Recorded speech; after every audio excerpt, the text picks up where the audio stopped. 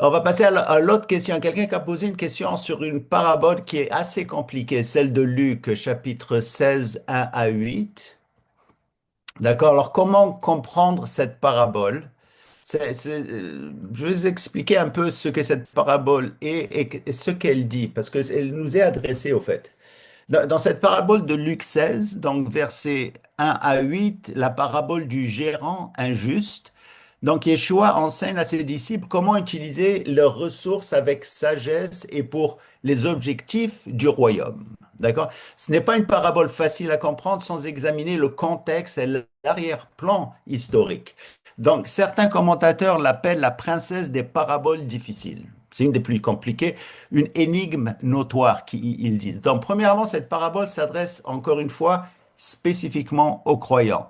Elle commence par ces mots. Jésus dit aussi à ses disciples. Donc, c'est un enseignement qu'il donne à ses disciples, donc à nous-mêmes. Elle nous apprend comment gérer encore une fois ce que le Seigneur nous confie, comment agir avec sagesse lorsque nous sommes faussement accusés ou persécutés et combien il est essentiel d'utiliser l'argent de manière juste devant Dieu. Donc la difficulté principale, je ne sais pas si vous avez votre Bible avec vous, se trouve au verset 8. Lorsque le maître, à vrai dire, félicite le gérant injuste. Beaucoup se demandent comment peut-il louer un voleur. Mais le gérant était-il réellement un voleur, d'après une fois qu'on lit cette parabole? Certains disent que c'est une bonne leçon tirée d'un mauvais exemple, mais Jésus enseignerait-il vraiment de cette manière? Non, cela nous oblige à examiner le texte plus profondément, encore une fois, d'après le contexte historique. Donc, dès le verset 1, nous lisons qu'une accusation fut portée contre le gérant. Ok, quelle accusation était-ce? Nous ne le savons pas. Ils nous disent pas, la Bible ne nous dit pas quelle est l'accusation, mais le mot grec utilisé est diabolo.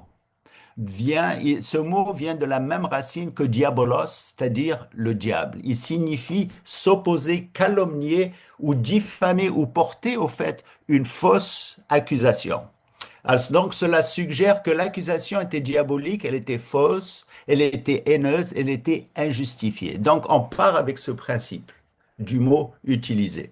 Au verset 2, le maître renvoie le gérant sur la base de cette accusation sans enquête et sans demander la moindre explication. Donc on reste, si vous voulez, là, en surface, on ne sait pas exactement ce qui se passe. Il lui dit simplement, tu ne peux plus gérer mes biens, rends-moi les comptes. À ce stade, le gérant apparaît plutôt comme une victime que comme un coupable. C'est ce que le texte, ou du moins le texte grec, va nous dire. Donc aucun indice de vol n'est mentionné. Et pour comprendre la suite de la parabole, il faut connaître le rôle d'un gérant à cette époque. Ces gérants étaient des administrateurs. On leur confiait des fonds pour gérer la maison et ils devaient en tirer profit. Donc leurs revenus provenaient souvent de la marge qu'ils réalisaient, du profit qu'ils réalisaient dans les transactions qu'ils faisaient. Avec tout ça en tête, la situation devient plus claire. Voyant qu'il était renvoyé sur de fausses accusations, le gérant agit avec prudence pour assurer son avenir. Qu'est-ce qu'il fait? Il convoque les débiteurs de son maître et il réduit les dettes. Est-ce qu'il a volé? Apparemment non, puisque les débiteurs, comme le maître, se montrent satisfaits à la fin. Ce qu'il a probablement fait, c'est retirer sa propre commission, ou du moins diminuer sa propre commission. C'était un geste habile et judicieux. En considérant maintenant l'expression au verset 8, le gérant injuste. En grec, elle se lit littéralement le gérant de l'injustice et non le gérant injuste. Donc la nuance est essentielle. L'injustice ne décrit pas l'homme, mais le système de ce monde.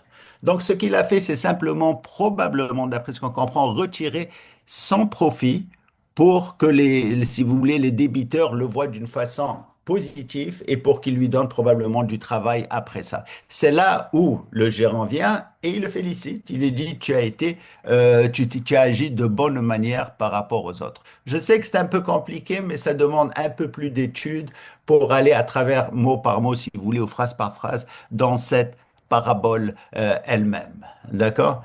Donc, ce qui se passe, c'est que les gens du monde font preuve d'audace et de diligence. C'est ce que cette parabole nous dit, et de stratégie et de détermination dans la gestion financière, alors que beaucoup d'organisations, si vous voulez, chrétiennes, semblent hésitantes, des fois passives, presque craintives à l'idée même de parler d'argent.